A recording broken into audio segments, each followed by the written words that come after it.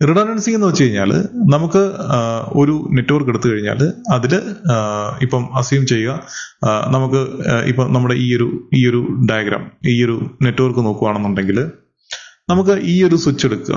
ഈ ഒരു സ്വിച്ചിന്റെ ഈ ഒരു ലിങ്ക്, നമ്മുടെ ഈ ഒരു കോർ സ്വിച്ചുമായിട്ടുള്ള ഒരു ലിങ്ക്, ഇത് ഡൗൺ ആയി പോയി കഴിഞ്ഞാൽ ഈ ഒരു സ്വിച്ച് കംപ്ലീറ്റ്ലി ഐസൊലേറ്റഡ് ആയി, അല്ലെങ്കിൽ ഈ ഒരു നെറ്റ്വർക്ക് കംപ്ലീറ്റ്ലി ഐസൊലേറ്റഡ് ആയി, ഇതിന് മറ്റുള്ള ഒന്നുമായിട്ട് കണക്ഷൻ ഇല്ല. സോ എന്താ സംഭവിക്കാന്ന് വെച്ച് കഴിഞ്ഞാൽ ഇതൊരു സിംഗിൾ പോയിന്റ് ഓഫ് ഫെയിലർ എന്ന് പറയും. കാരണം ഇത് ഒറ്റ ലിങ്കാണ് ഉള്ളത്. സോ ഇത് ഡൗൺ ആയാൽ കംപ്ലീറ്റ് ഇത്രയും ഡിവൈസസ് അല്ലെ ഇതിൽ കണക്ട് ചെയ്തിട്ടുള്ള എല്ലാ ഡിവൈസസും ഡൗൺ ആയി പോകും. സോ അതുകൊണ്ട് നമ്മൾ സിംഗിൾ പോയിന്റ് ഓഫ് ഫെയിലർ എന്ന് പറയും. അന്നേരം എന്താ സംഭവിക്കുക വെച്ചാൽ ഇത് കംപ്ലീറ്റ്ലി ഡൗൺ ആയിപ്പോയി, ഇനി നമുക്കൊന്നും ചെയ്യാൻ ഒക്കില്ല. അപ്പൊ ഇത് തിരിച്ച് റീപ്ലേസ് ചെയ്ത് അല്ലെങ്കിൽ ഇതിന്റെ ഇഷ്യൂ ഫിക്സ് ചെയ്താൽ മാത്രമേ ഈ ഒരു ഡിവൈസുകൾക്ക് നെറ്റ്വർക്കിലോട്ട് കണക്ഷൻ കിട്ടത്തുള്ളൂ. സോ ഇതാണ് ഇതിന്റെ ഒരു ചലഞ്ച്.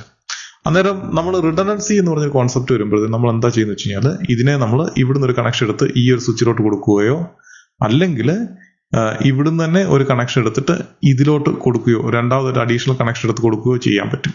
സോ അങ്ങനെ ആകുമ്പോൾ എന്താണെന്ന് വെച്ചാൽ നമുക്ക് ഒന്നിലധികം പാത്ത് അവിടെ ഉണ്ടാവും. അപ്പോൾ ഒരു ലിങ്ക് ഡൗൺ ആയാലും സ്റ്റിൽ നമുക്ക് മറ്റൊരു ലിങ്കിൽ കൂടെ നമുക്ക് ആ നെറ്റ്വർക്കുമായിട്ട് കണക്റ്റഡ് ആണ്.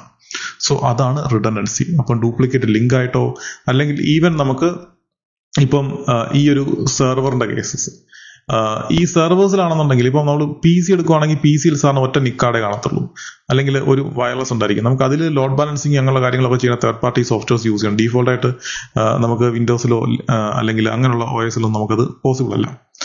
സോ നമ്മളവിടെ ലിങ്ക് ലോഡ് ബാലൻസിങ് അങ്ങനെയുള്ള കാര്യങ്ങൾ നമ്മൾ തേർഡ് പാർട്ടി സോഫ്റ്റ്വെയർസ് യൂസ് ചെയ്തേ പറ്റുള്ളൂ.